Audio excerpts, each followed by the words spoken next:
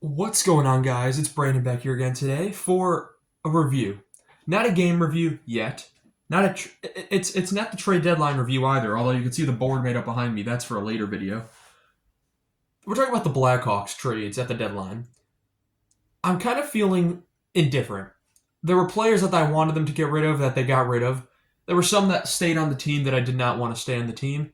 And then there was a completely pointless trade, which was also happened, but we'll get into that. To start off, we'll talk about the big deal, the one that actually matters. Peter Mrazek and Craig Smith were traded to the Detroit Red Wings in exchange for Joseph Veleno going back to Chicago. Veleno is a 25-year-old center. He could fit right in on the third and fourth lines. He's got a little offensive upside. Not a great year so far, but he's going to have a much bigger chance in Chicago. Peter Mrazek, aging goaltender, started his career in Detroit, and now he gets to go back to play backup with Cam Talbot, or 1A, 1B. Detroit really hasn't fixed their goaltending situation with that, but it's goaltending depth. Craig Smith, he's had a good year. He's had 9 goals, 7 assists, 16 points, I believe.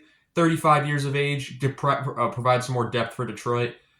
Doesn't really fix the problems that Detroit had, though, and that was the only trade Detroit made the entire deadline besides being part of the three-way deal that set them a fourth-round pick.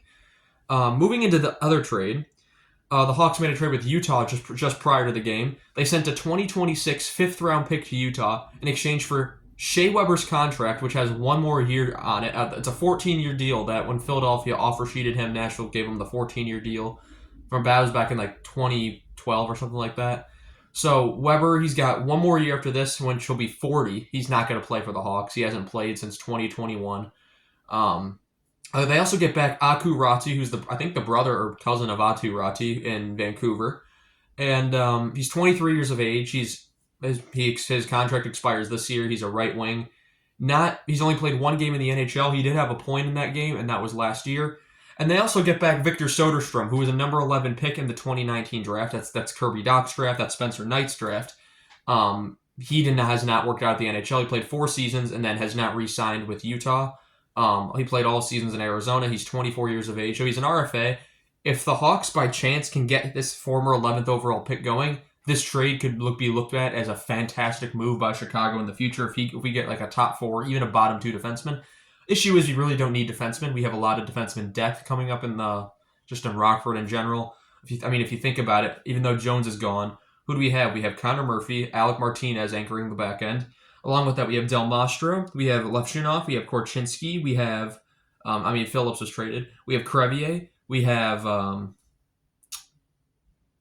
my brain is blanking right now, but that's beside the point. Is we have defensemen, so if Soderstrom pushes them out of a spot, good. That means we have more assets to work with.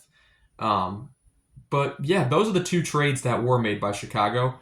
I would have rather kept the 2026 fifth than acquiring the stuff that Utah gave us. Essentially, 2 contracts, one that's on LTIR, a 23-year-old player who's barely not even cracked the NHL, and a player that's not even playing in the NHL, and he's 24 years of age. So take what you will from that. I'd say overall, the first trade I liked a lot more than the second trade they made. In terms of trades they didn't make, Ryan Donato is still on the team. If he makes a lot of money this offseason, I'm not going to be very happy. If he walks this season, I'm not going to be very happy because his value was at highest. He's going to have like a 60-point season that he's never going to have ever again. He's 29 years of age. He's not really going to be part of the future of this team when they finally start getting good. He'll probably be 32, 33 by that point if he does stick around. So there really was no incentive to keep him, and I guess the price just wasn't right. Alec Martinez said he didn't want to be moved, so I guess that's why he wasn't moved. Pat Maroon sticked around. He's always good depth for any team who wants it in the playoffs, so I'm surprised he wasn't moved, but, provides leadership for the Hawks, so I guess I'm okay with it.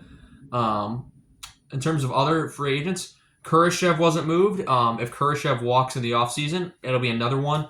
If you want to go check out Rambler Sports Locker's latest episode, that was on a week from last Thursday.